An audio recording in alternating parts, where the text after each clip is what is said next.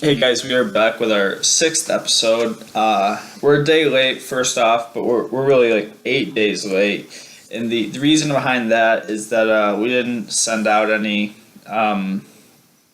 notifying of this, but last week there was just, and this is not going to be a problem really if we're still doing this like in the fall and the winter, but there was just not like anything really to talk about. And so we just decided that if that happens again, we're just we're just gonna skip a week and do the next week, and then cover like 2 weeks of content. And there was just nothing to talk about last week, so we skipped it. And so getting into this week's episode, still not a ton to talk about, but we didn't want to go 3 weeks because there will be a lot next week.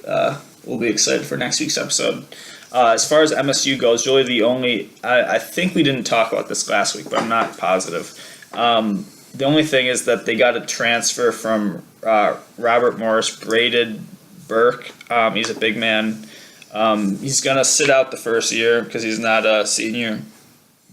And probably going to be on scholarship after that. Not the first year, but that's a little unclear. But yeah, probably not an awesome player by any means, but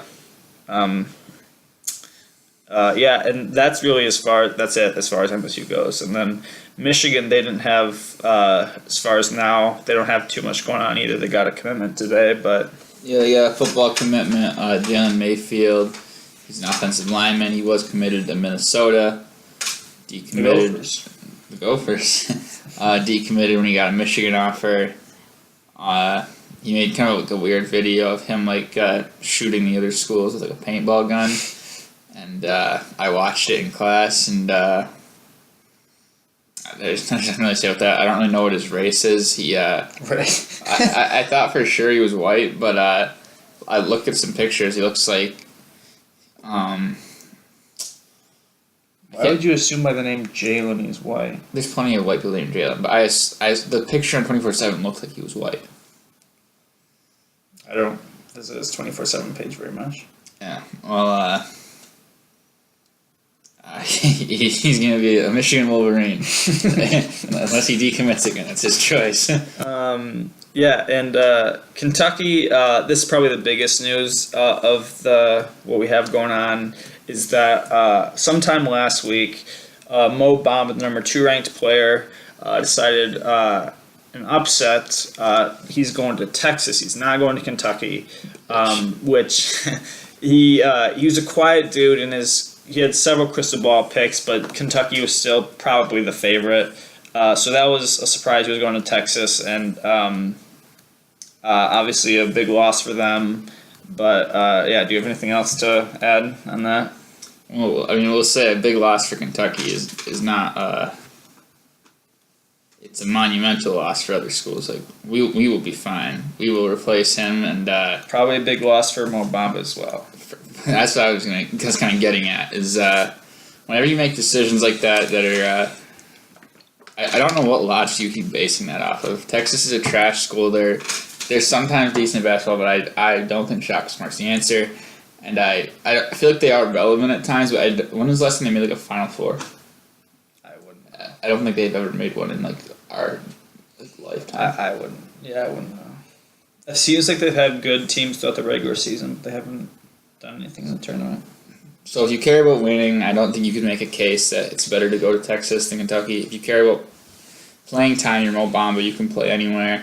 And if you care about development for the NBA, even if going to Kentucky means you're 1 or 2 draft spots higher than you would have been because your mistakes are kind of shielded by other good players, I think you do that. And yeah, just more so on your first point. It's just it seems so weird to me, just how much people care about like playing time these days, and just like how they seem like winning comes second, just like or like fourth or fifth. And like Brian Bowen, like he's so weird. Like he will go to any school in the country that like has like that will give him the ball. If any school in the country has one guy coming back that'll probably be a good player, he will not go there. He's a weird dude, and just that's why he's probably gonna go to like some really crappy school. Yeah. Did some guy come back from Creighton that scared him off? What happened with that? I don't know. I just know he's not going to MSU, so I'm not. Yeah, Brian Bowen's not going to MSU. No way would he want to play like with.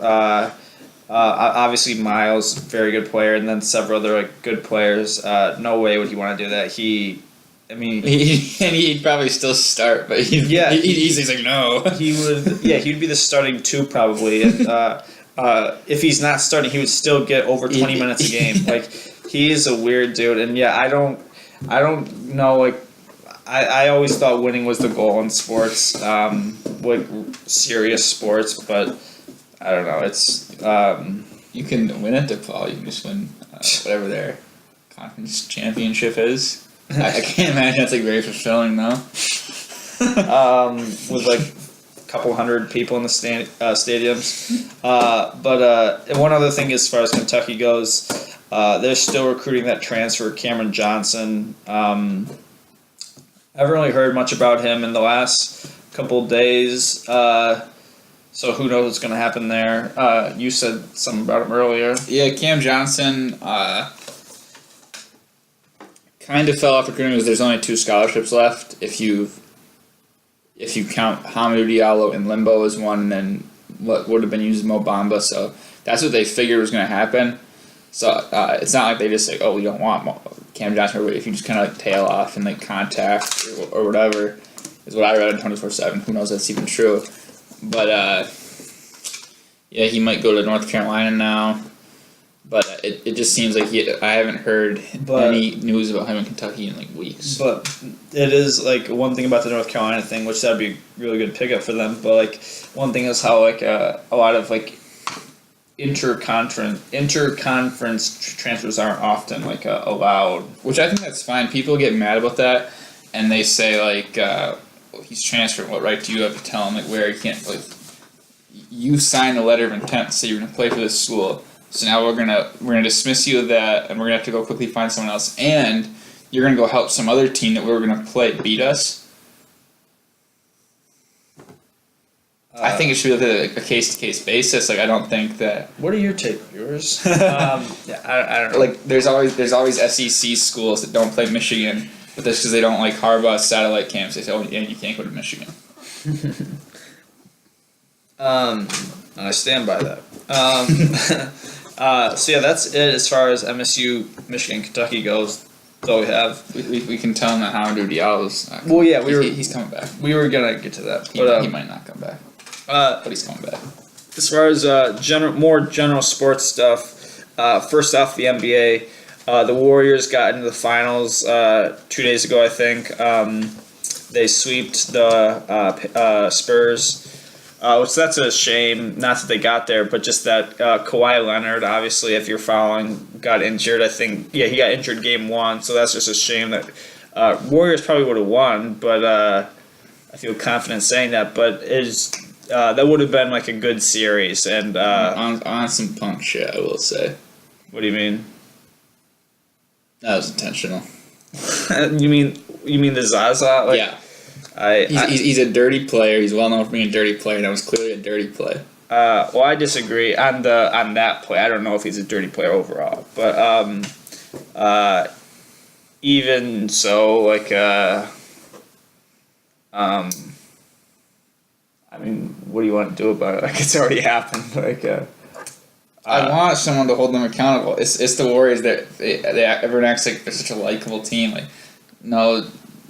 Draymond's not punching people. Don't get into Draymond. Zaza's stepping on people's on ankles and yeah, they're like the Duke of the NBA. They're just pretty boys. I feel like it's pretty widely regarded that wasn't intentional.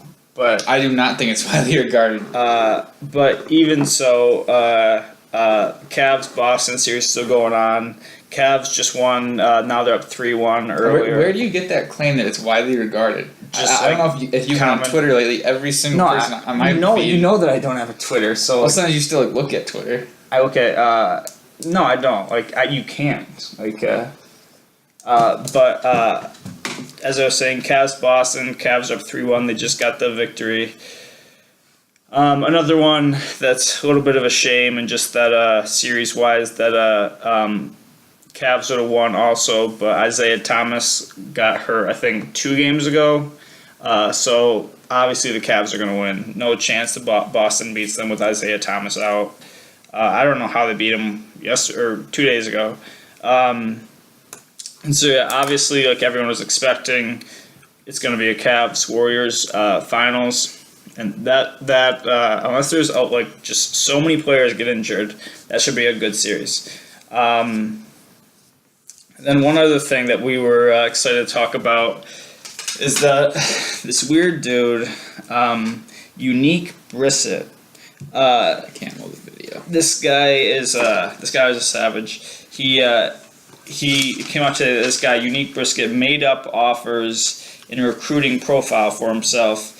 He said he was at a school that is not even in session anymore. He said he was like a 6'2", 220 pound wide receiver. He had offers from MSU, Michigan, Alabama. He said he had already visited MSU and did like a tweet like recapping his visit to MSU, and he put up highlights of his player season, and that was all made up. He is not a football player. He stole those highlights from some other player, and he got caught today. And just really, really weird. I don't know what he was expecting to happen, but I think it's really funny and really cool. I respect him for it. And that's what he's thinking now. Mission accomplished. Just sitting back, I gotta rise to everyone. Yeah, he got some Twitter love today, if that's what he was looking for. I wouldn't call it love. He got some attention, but it was not commending him for it. That was funny. You already know who got tricked by it. It was Sean Scher. Wrote an article, put details about his recruiting visit on there when you didn't even know. And then didn't see Steve write anything about it. And then the biggest thing, as we've alluded to in past episodes, going on right now is that the NBA draft decisions, they have to be made up by tomorrow. I think, or maybe the next day. But regardless, the next episode we will have a lot to talk about as far as that goes. Let's do some predictions. First, before we get to the predictions, the biggest people that we are looking out for is obviously Hamidou Diallo at Kentucky. And we've talked about before, Mo Wagner and DJ Wilson at Michigan. Those are the big 3. And then one other just for general college basketball and also Big Ten basketball focus is Caleb Swanigan. And then I think that's really it as far as we're looking forward to. And obviously Kentucky, if Diallo stays, they'll be good regardless. But Diallo obviously helps them. DJ and Mo, that's obviously the most intriguing. That is very key to their season next year. And then, what's his name? Swanigan. With him, they'll be a damn good team, and without him, they'll just be pretty good. So that's also very important. But does Isaac Haas still play for them? He tested out the waters, but he's coming back. He is a weird dude.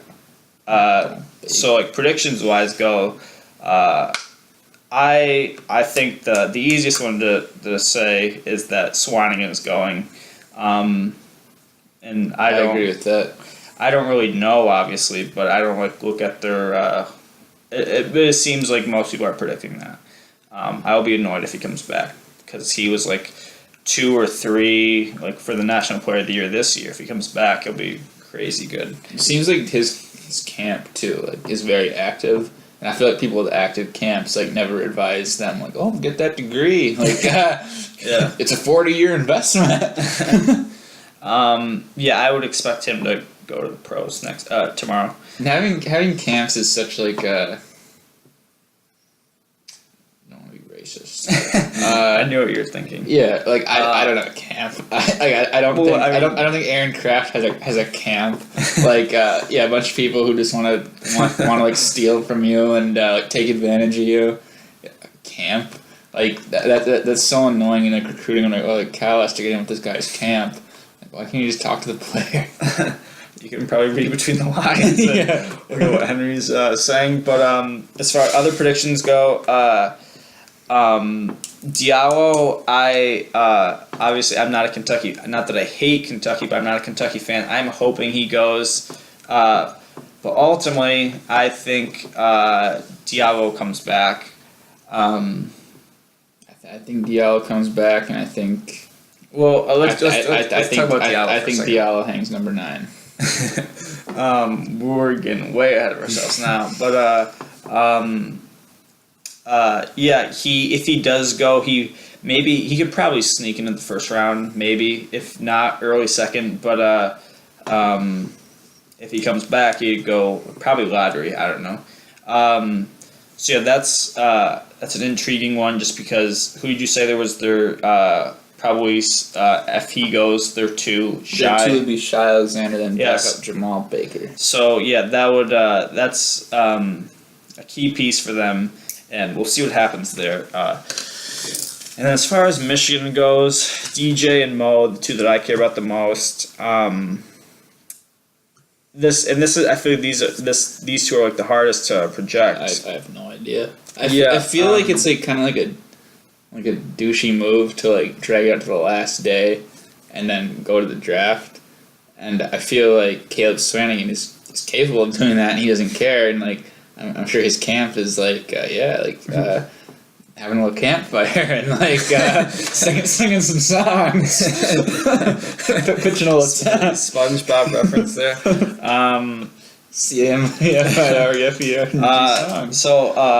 As far as they really have not they've kept their decision close to them. But I feel like I feel pretty confident saying that both of them are not going to go. I can say that.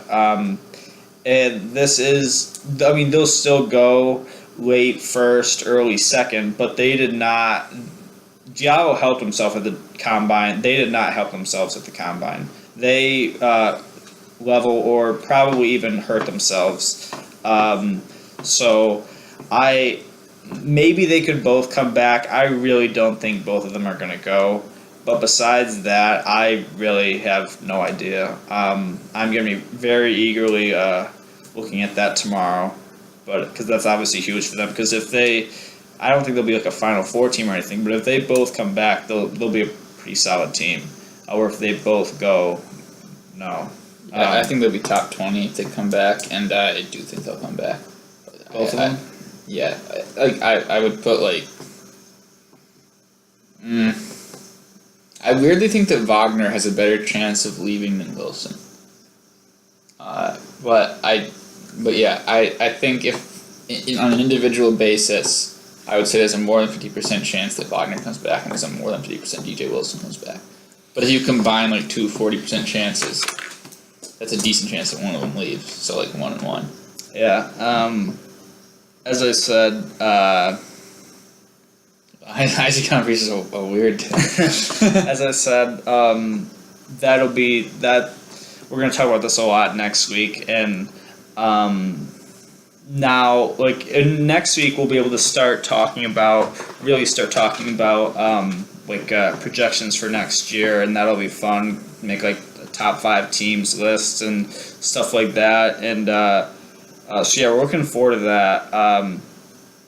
But the only other thing we got is just in the movies and TV realm, where I'm a fan of the show House of Cards, and that the 5th season starts either next Tuesday or Wednesday.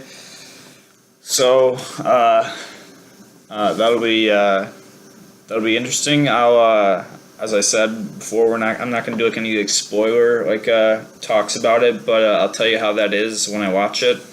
Hopefully it's good. Obviously, Kevin Spacey's Frank Underwood is a good character, and it might be the last season. It might not be. They haven't updated anything on that. But yeah, I think that's all we got. Yeah. That's all we got. I'm moving to Regency Park, son. We might,